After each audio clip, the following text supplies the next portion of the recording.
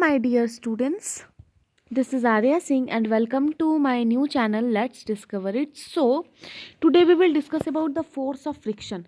So, what is force of friction? So, generally, in previous video, I have give you some introduction about friction. और आज हम लोग सीखने वाले हैं एक्चुअली जो फ्रिक्शन है ये फोर्स कैसा है. आपको क्या करना है ना, जेंटली यानी धीरे से पुश करना है एक बुक को टेबल पे. आप ऑब्जर्व करोगे कि वो रुक जाती है, कुछ डिस्टेंस तक वो मूव करती है लेकिन वो फिर रुक जाती है. आपको इस एक्टिविटी को, पुशिंग की एक्टिविटी को अपोजिट पुश करना है. एक डायरेक्शन इस डायरेक्शन में पुश करना है, एक बार इस डायरेक्शन में पुश करना है. तो मैंने आपको बताया था कि जो फोर्स यहाँ पे एक्ट होगा एक्चुअली फ्रिक्शन का, अगर हम इसे इस डायरेक्शन में पुश कर रहे हैं तो फ्रिक्शनल फोर्स इस डायरेक्शन में लगेगा.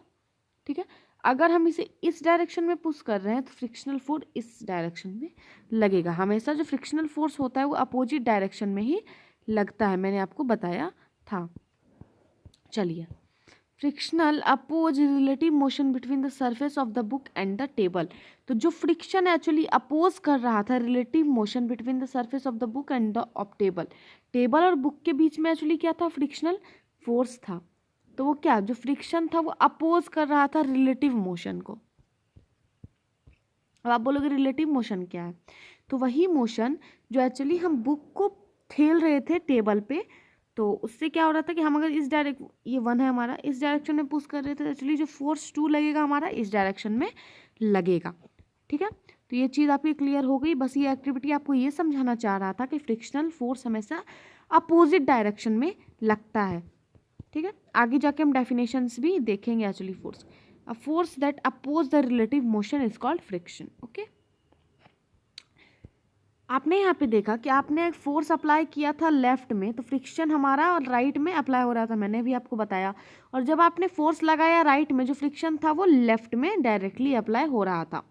तो बोथ केसेस में, जो अभी मैंने अभी आपको ऊपर बताया एक्टिविटी में, जो फोर्स है वो अपोज कर रहा है मोशन ऑफ बुक, यानी बुक के मोशन को. यानी बुक को अगर हम राइट से पुश कर रहे हैं तो फ्रिक्शनल फोर्स लेफ्ट से लग रहा है, लेफ्ट से पुश कर रहे हैं तो फ्रिक्शनल फोर्स राइट से लग रहा है.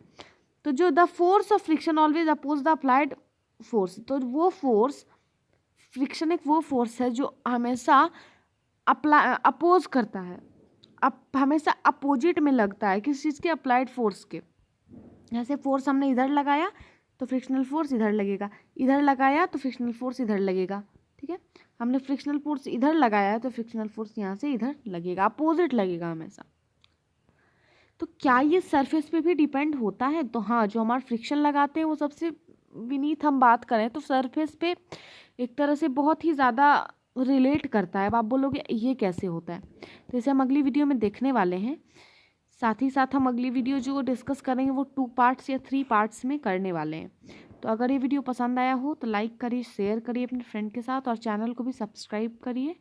From this side Arya Singh, and very very thank you for seeing this video. And please, if you are new on my channel, please subscribe it. Thank you all of you. From this side, Arya Singh.